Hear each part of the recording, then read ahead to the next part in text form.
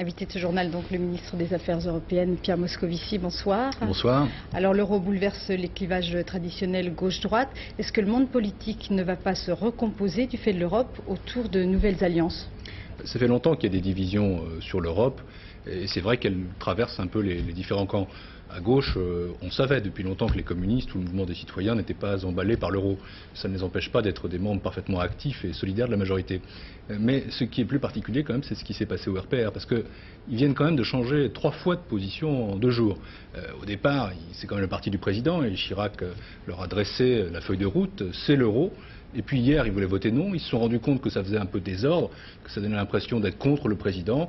Et voilà les voilà qui quittent l'Assemblée en s'abstenant après avoir dit qu'ils refusaient, tout en faisant une motion de censure au nom de l'opposition, mais sans que l'UDF soit au courant.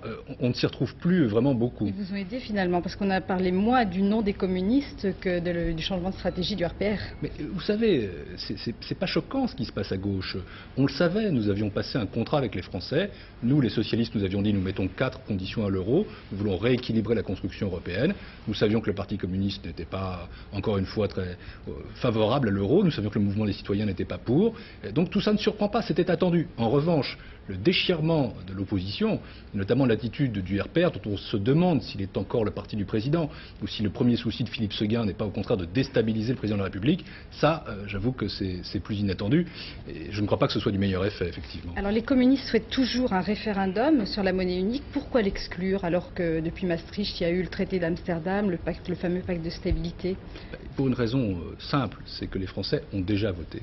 En 92, ils ont voté pour le référendum sur le traité de Maastricht. Ils ont voté oui, une courte majorité. Alors attendez, il y a eu le pacte de stabilité, mais le pacte de stabilité n'est guère que l'application d'une des modalités de Maastricht. En fait, tout était déjà dans le référendum sur le traité de Maastricht. Alors Amsterdam vient devant nous, nous verrons comment ça va être ratifié. Moi je suis plutôt pour la voie parlementaire parce que je crois qu'un référendum sur la question européenne, justement dans ce climat d'instabilité politique, dans ce climat de déstabilisation des différentes forces et notamment de la droite qui là-dessus est également en train d'exploser, avec la montée du Front National, ça n'est pas très sain. Je crois que ça risquerait de ressusciter toutes les peurs françaises. On ferait payer à l'Europe au fond tous les malaises de la société.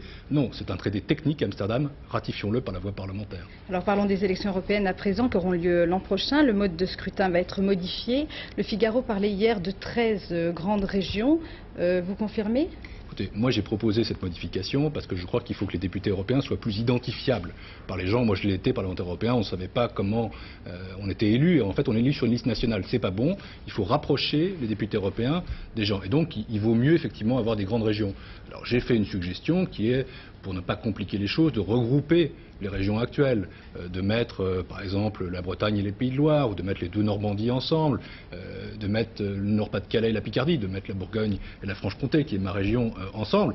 Voilà ce que je propose. Ça pourrait faire 10, ça peut faire 11, ça peut faire 13. Je crois que ce qui est important, c'est effectivement qu'on puisse savoir pour qui on vote. C'est la seule façon d'ailleurs de réconcilier les Français avec l'Europe. Les élections européennes sont comme l'élection où on vote le moins. Et moi je tiens à ce qu'on aime l'Europe, à ce que l'Europe soit populaire. Et pour ça il faut aussi que les députés européens soient un peu plus connus. Merci Pierre Moscovici. Le débat à l'Assemblée a donc été marqué par le changement de stratégie du RPR. Ce soir, notre dessinateur Lou insiste sur cette actualité et sur la motion de censure déposée par le RPR contre le gouvernement. La mission